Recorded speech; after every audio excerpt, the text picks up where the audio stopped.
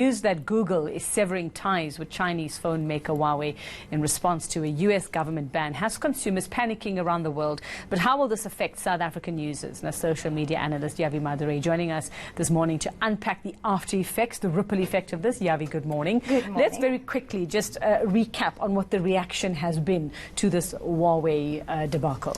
So, as you know, the whole trade war was happening between China and America. Trump then issued an executive order. Just in summary, Trump then issued an executive order to say no American company will deal with Huawei. So there can be no business transaction between the two because of the allegations of spying. Because of this, Google being an American company, like Intel, like Qualcomm, have all cut ties because they're following an instruction. They're not, it wasn't their decision kind of a thing. They have to comply. So Google cut ties because Microsoft have had to cut ties. So because of this, of the Google and Microsoft being the headliners, if I can put it that way. But that affects obviously what happens on our devices. So Huawei being having or carrying Android capacity has the ability to be able to access Google and Android. Android can be open source in terms of licensing, but unfortunately it's bare bone, if we can call it that.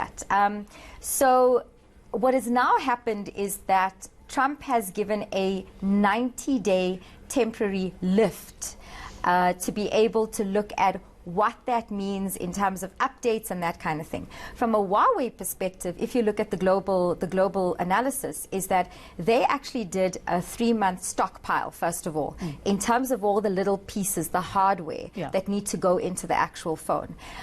If you look at how much they've spent, so they spent $70 billion at last take in terms of buying all of that hardware. 11 billion of that 70 billion was from American companies. So what is the impact there?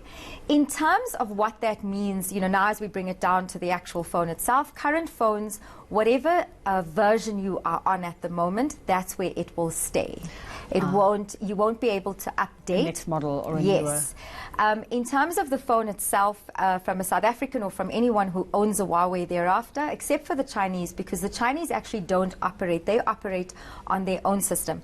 Huawei was building, behind the scenes, an operating system called Hongmeng.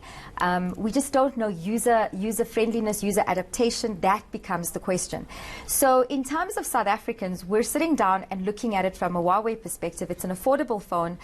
Even the top end or high end, it compares, very well in terms of the Samsung, which is the number one in terms of market share. Third is Apple. Second is Huawei. So going forward, we're sitting in a bit of a limbo in terms of where to from here, especially with Trump lifting the 90-day for 90 days. In the next 90 so what days? happens? So the impact to American companies that have got Huawei infrastructure is billions of dollars. The number of American companies that would have to close down, the impact on jobs.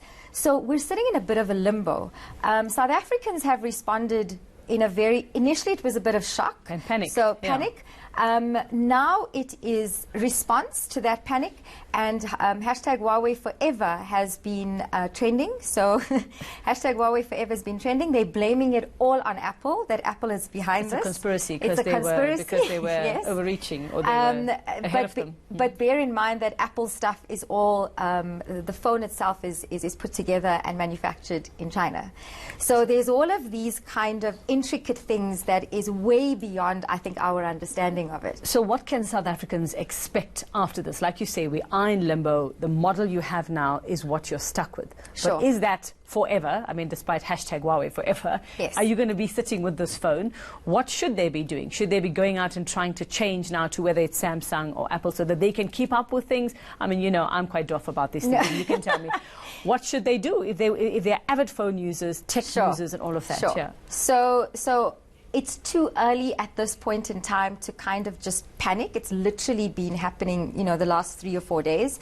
It's a case of being able to watch and determine and understand exactly what's going on.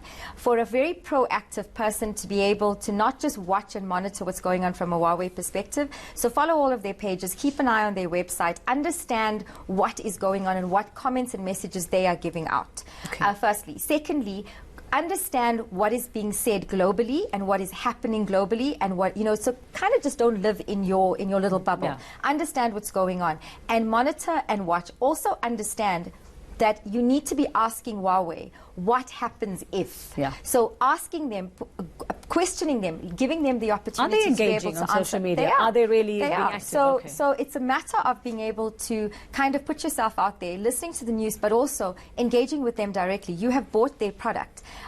They have a responsibility, and they are being accountable in terms of what they're saying and what they're doing. So globally, even in South Africa, Southern Africa, they are responding. Okay. So keep it in mind. Before panicking, just be informed. I think is the last message. It's a gadget, people. It's a gadget. It's a gadget. It's a gadget. All right. Well, don't panic for now. Anything can happen in the next 90 days. It is Trump also, so you never know what's going to happen in the next you never know. Eish. All right. Thanks very much.